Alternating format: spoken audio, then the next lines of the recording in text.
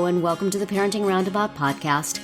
I'm Terry Morrow, and I'm aware that you may be tuning in today to listen to Catherine and I talk about making it on round 2 as we promised last week. But as I explained yesterday, we're all just having one of those weeks, and so we're sneaking in some reruns even for today's entertainment chat. And honestly, though we're loving this season of Making It, the daily instead of weekly format makes it hard to discuss on an episode-by-episode basis anyway. We'll be back next week to chat about the whole season that was, along with the West Wing episode Requiem.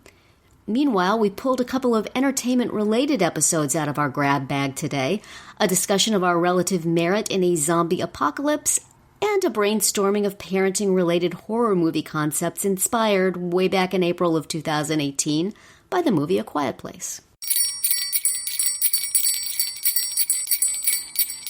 Who knows how we came up with this, but this is still something, like, I just heard a story on NPR recently about how, you know, the zombie sort of trend is still going strong. So we've decided to ask each other, how useful would you be in a zombie apocalypse? What skills do you have that would help you and others survive, if any?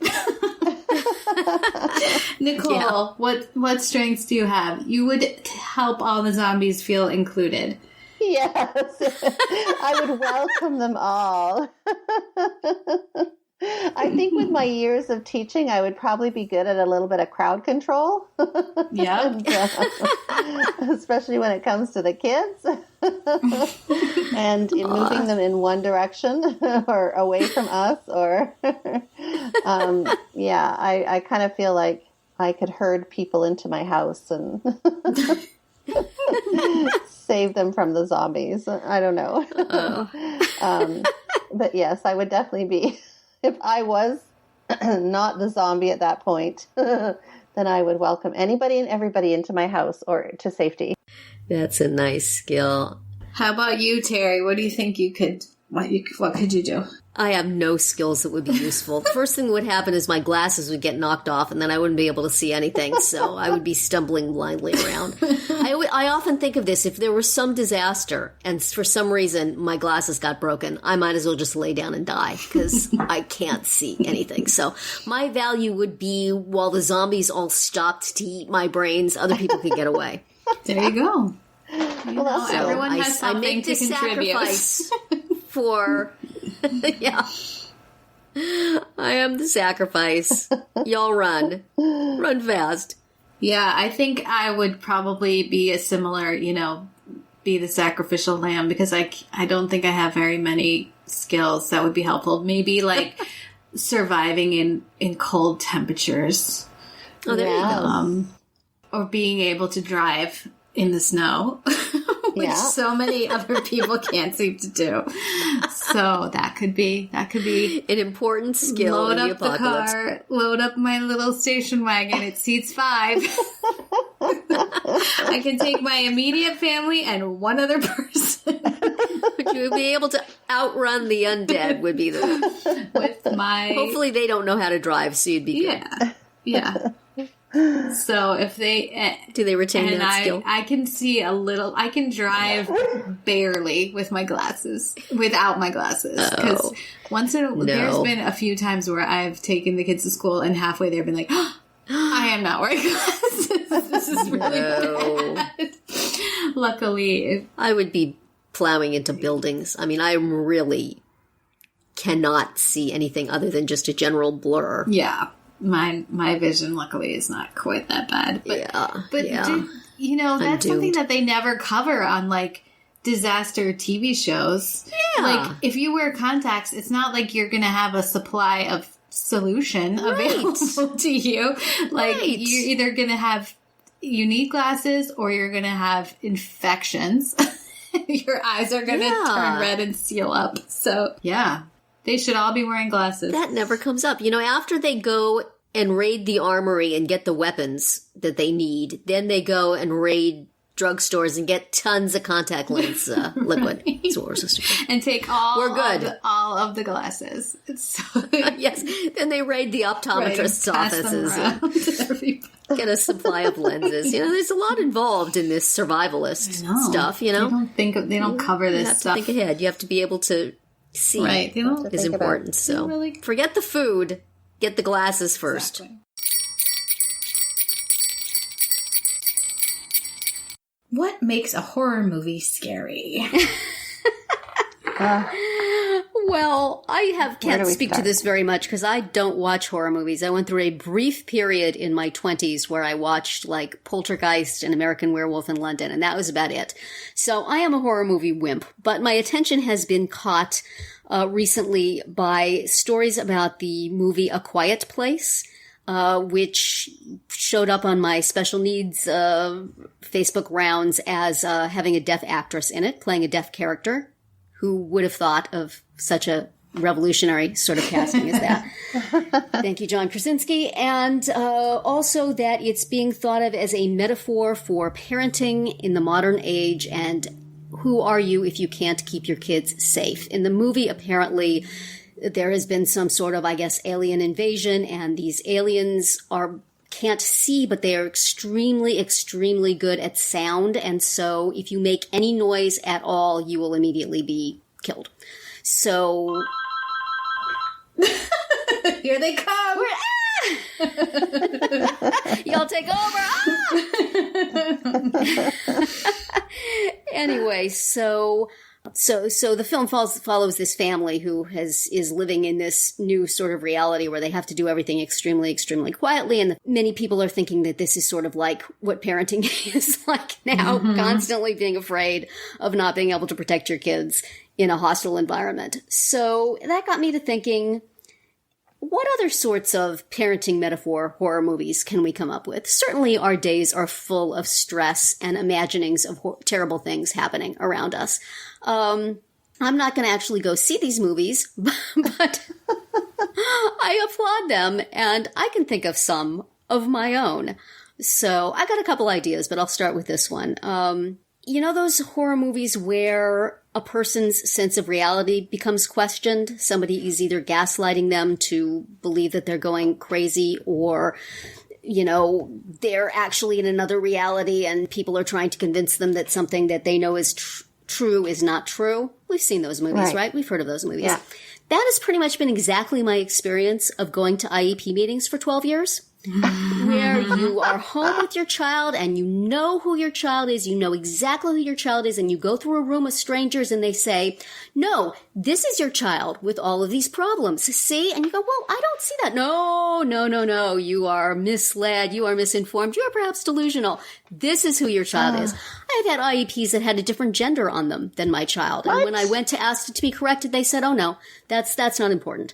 So you wouldn't have to even do it. I've had like people tell me, listen to the teacher who knows your child, when the teacher has known my child for 2 weeks and I've known my child for most of her life. So you wouldn't have to tweak this stuff very much for it to be one of those, which reality is real sorts of things. Will they finally drive her to believe that her child is a completely different child than the one she thought she had? No, she will I can fight imagine back. this like Twilight Zone intro as well. It's very Twilight Zone-y, isn't it? Yeah, I think you would not have to is. really... I think every parent who has been through any sort of contentious IEP situations could contribute events to a screenplay for an IEP horror meeting called The Team. So, Nicole, maybe you have one from the other side, from the teacher's side, a horror movie. But From the teacher's side, can you pitch a horror movie that would be a parenting metaphor?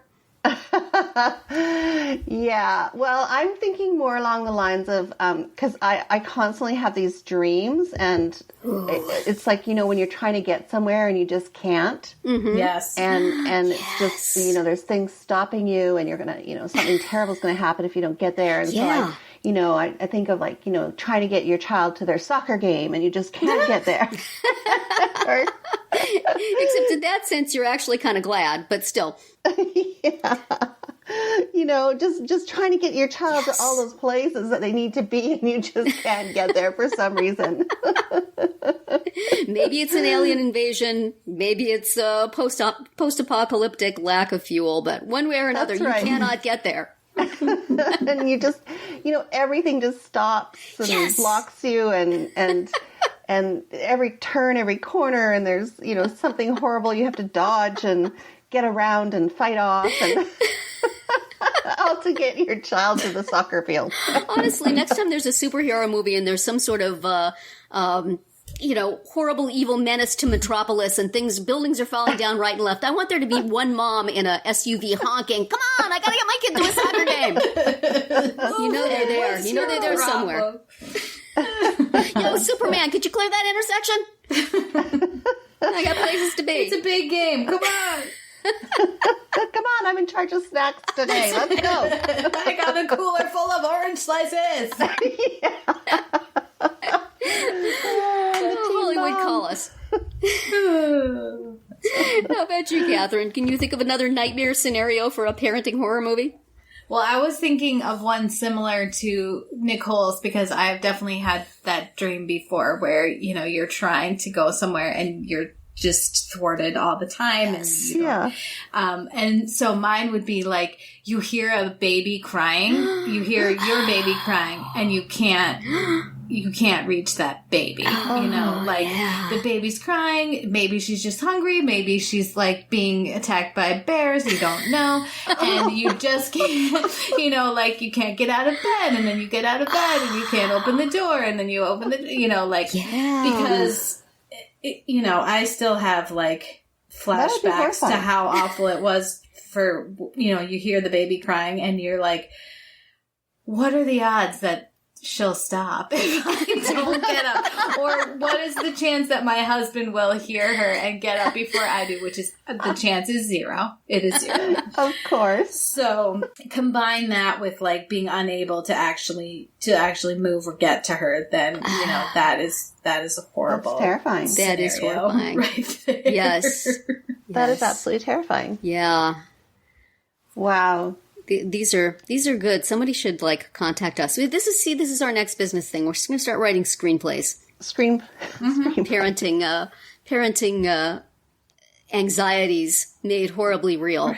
Right. It could be a series. I've been thinking also about, how we talked about how come in those post-apocalyptic movies people seem to have an unlimited supply of contact lens solution.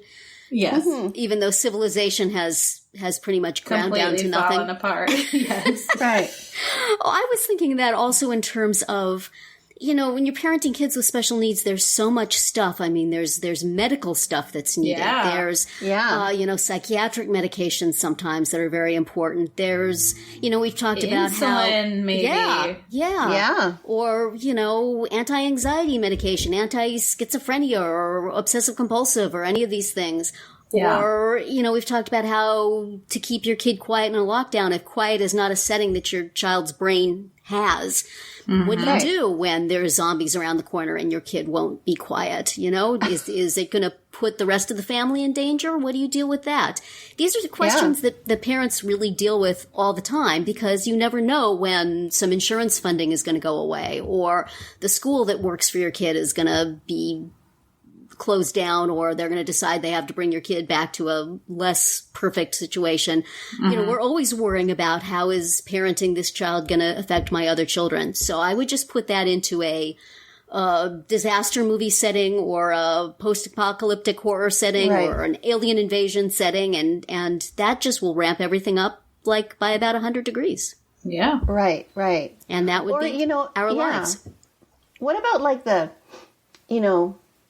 I'm just this is great because I'm just kind of thinking of all these different That's right. It's great. parenting-related nightmares. But what about that mom that I'm thinking from a teacher point of view, that just stomps into the room and demands, that her child that would be me deserves something or needs something, or even the mom on the playground that's out there to, and so I can I just think of King Kong or somebody just stepping over. Or it's like the buildings and the single white female but it's a mom that tries to take over your life and take your kid. Yeah, when your kid says they like somebody else's mom better, what if that really then happened? Right. Yes. And you were looking through the window. And what if that person was an evil monster from another planet just masquerading as a perfect mom? Yeah. Right. And eating small children or something like that. Mm-hmm.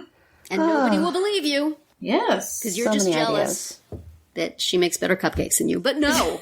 It turns out the reason why those cupcakes taste so good. Oh, Catherine takes it the extra mile. Oh, sorry. Yikes. Sorry. Well, I thought parenting was scary already, man.